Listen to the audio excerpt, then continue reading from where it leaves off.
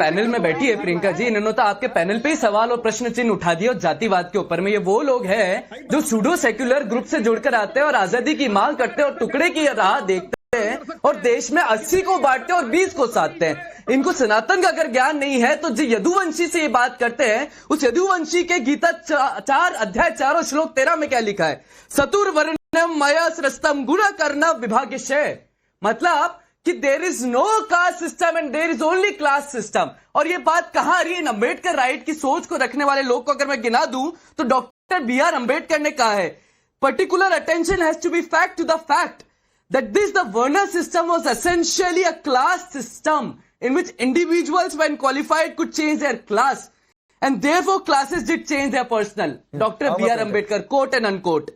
Again Dr. B.R. Ambedkar, quote and unquote, the untouchable cited above that the memory Nandadas, Ravidas, Chomkela, 3 renowned saints who were born among the untouchables and who by their pity and virtue were known and esteem of all. कहां चली गई प्रियंका जी? लेकिन इनकी आवाज तब क्यों नहीं उठती है जब एक पूरा media, journalist and media spread caste hated, जब एक आर्टिकल निकलता है कि कास्ट हेट फैलाई जा रही है और बाद में पता चलता है किसी कास्ट का कोई उल्लेख नहीं था, तब इनके मुंह से कोई शब्द नहीं निकलते।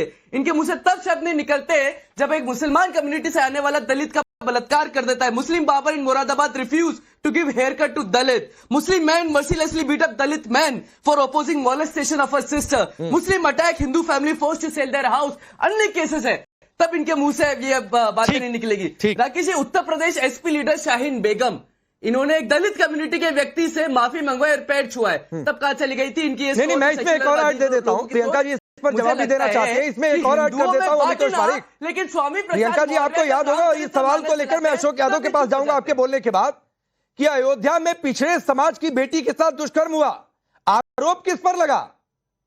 सपा का, सपा से जुड़ा हुआ आदमी, मुस्लिम समुदाय से, खास धर्म से, लेकिन वहां पर जुबान सिल गई थी, तब पिछड़े दलित का प्रेम नहीं जगा था। खैर प्रियंका जी, आप बोलिए जो अमितोष पारिक ने कहा।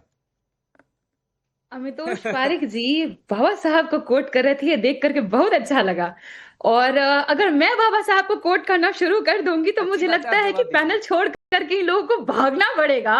मैं बाबा साहब की 22 प्रतिज्ञा यही पढ़ने को तैयार हुआ, पढ़ेंगे। पहली प्रतिज्ञा बस पढ़ दीजिए अमितोष जी, बस पहली पढ़ दीजिए। याद भी है बाबा साहब की पहली प्रतिज्ञा? काउंटर कर दूं एक? मैं तो पढ़ूंगी पर आप नहीं पढ़ेंगे। और जब आपने घटना का जिक्र किया आप एक डाल से दूसरे डाल पर खूब कूदे, पर आपने एक बार नहीं कहा कि मैं इस घटना की निंदा करता हूं। आप शुरू कीजिए ना इस बात से कि हाँ ये घटना निंदनीय है और किसी का एकाधिपत्य नहीं है किसी भी धंधे पर। अगर नाई का बाल काटना धंधा है ना, तो जो समुदाय धर्म का ठेकेदारी देता है उसके लिए भी वो धंधा है। तो इस बात को एक्नॉलेज कीजिए और उस पर एकाधिपत्य आप नहीं रख सकते हैं। और देश संविधान से चल रहा है तो आपको भी संविधान से ही चलना पड़ेगा। मुझे एक शब्द से, उन स्मृतियों को जो किसी को उच्च बनाती है, उन स्मृतियों को, उन ग्रंथों को तो फेंक देना चाहिए, हिंद महासागर में फेंक आइए, क्योंकि सब बराबर है। और ये देश किसी शास्त्र से चलेगा नहीं। बाबा भीमराव अम्बेडकर ने तो कहा है, आपको भूल गए थे अनटचेबिलिटी में, that the caste system was not evaluated at the time of Manu. पढ़ के आइए भीमराव अम्बेडकर जी को थोड़ा सा। नहीं ठीक है, सूर्या मैथिल एक शब्द कहा प्रियंका भारती जी ने, और कहा कि हर धंधे पर सबका हक है, तो कथा वाचन सिर्फ एक धंधा इनकी नजर में। धन्यवाद। पहले तो आपको और पूरे देश को भारत माता की जय, वंदे मातरम। और पहले तो मैं एक स्पष्ट कर दूं कि जिस प्रकार का कार्य इटावा में हुआ है, मैं उसकी निंदा करता हूं। ना तो किसी को अपने हाथ में कानून लेना चाहिए, जज और जल्लाद नहीं बनना चाहिए था, कानून के हवाले करना चाहिए था, 420 केस लगाना चाहिए था। दूसरी चीज, अभी समाजवादी पार्टी का सारा मुद्दा यह है कि वो यादव थे, इस कारण उनको कथा में इस प्रकार का अपमान करना पड़ा। मैं 5 नाम ले रहा हूं और वो उत्तर प्रदेश के प्रसिद्ध कथावाचक हैं। पहला, आचार्य मनोरमा सिंह यादव शास्त्री, हेमराज सिंह यादव, नीलम यादव शास्त्री, बरेली के डॉक्टर ब्रजेश यादव। गीता प्रेस में रामचरितमानस को छापने वाले भी कोई ब्राह्मण नहीं थे, उनका नाम था हनुमान प्रसाद पोद्दार। और एक और बात मैं बता दूं कि हमारी श्रद्धा या मानस को लिपिबद्ध करने का काम किसी ने किया तो वो किया था महर्षि वाल्मीकि जी ने।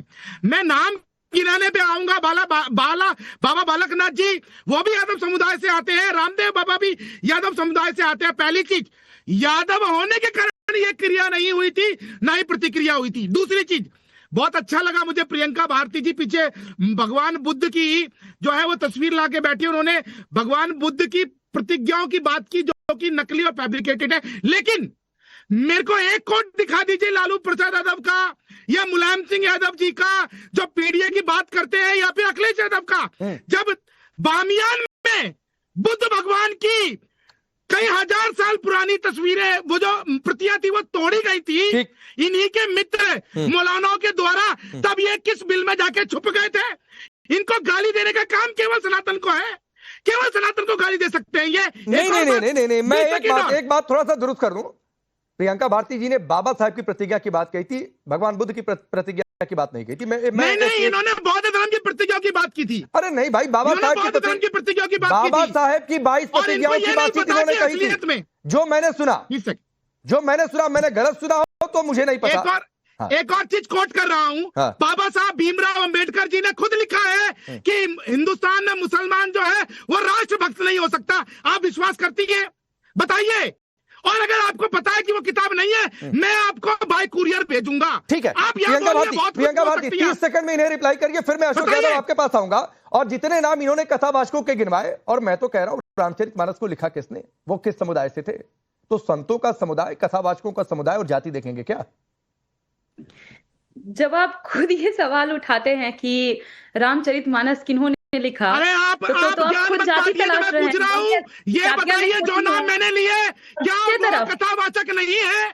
ये बताइए। और आपके पीछे जो भगवान बुद्ध है, उनकी तस्वीरें बामियान में तोड़ी गई कि नहीं तोड़ी गई? क्या स्टैंड था आपकी पार्टी का? सुन लीजिए, सूर्या मैथिल सुन लीजिए। केवल सनातन पे गाली देंगे आप? अरे सूर्या मैथिल सुन लीजिए, एक बार उनका स्टैंड सुनने के लिए चुप होना पड़ेगा। आपकी पार्टी का एजेंडा है। हाँ, एक बार सुन लीजिए उनको, सुनिए तो चुप होंगे। बोलिए। इन तालिबानियों ने बुद्ध जी की प्रतिमाएं तोड़ी, हम उसकी कड़ी भर्त्सना करते हैं, और साथ ही साथ आपको भी कड़ी भर्त्सना करनी चाहिए अपनी स्वजातियों की, जिन्होंने दलित समाज से आने वाले, समाज से आने वाले लोगों का नाम रगड़वाया, उनके बाल काटे। गाली देना बहुत आसान है, जातियों में बांटना बहुत आसान है। ये टुकड़े गैंग जो है ना, उसका इलाज देश की जनता ने किया है। सूर्या मैथिल 30 सेकंड रुकिए। बोलिए प्रियंका भारती।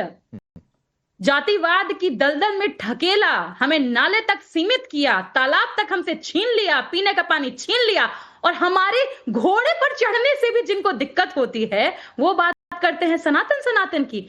बांटा किसको? हम किन्होंने हमें? ये सवाल का जवाब देने के लिए मुंडे क्यों झुका लिए? आप ये बताइए, बाबा साहब भीमराव अंबेडकर को बार-बार कोट कर रही थी। बाबा साहब के 5 तीर्थ नाम बताइए, निर्माण भूमि से लेके और लास्ट में महाप्रयाग भूमि। बताइए, बाबा साहब की बात कर रही हैं आप?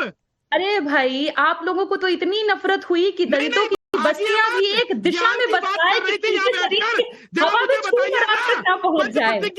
इतनी दिक्कत, अरे बताइए ना, आप लोग प्राप्त करने के लिए आपको एक मिनट अशोक यादव जी चलेगा। अशोक यादव बस 10 सेकेंड बोलिए, जल्दी बोलिए। बस इतना ही कहना है कि जातिवादी लोग इतनी भी इंसानियत उनमें नहीं थी कि इस देश में जो बस्तियां भी बसाई गई ना, दलितों की बस्तियां ऐसे इलाकों में, ऐसे दिशाओं में बसाई गई ताकि उनके शरीर की छुई हुई हवा इन तक ना पहुंच जाए। अशोक यादव जी 10 सेकंड। जो नाम सूर्या मैथिल ने गिराया,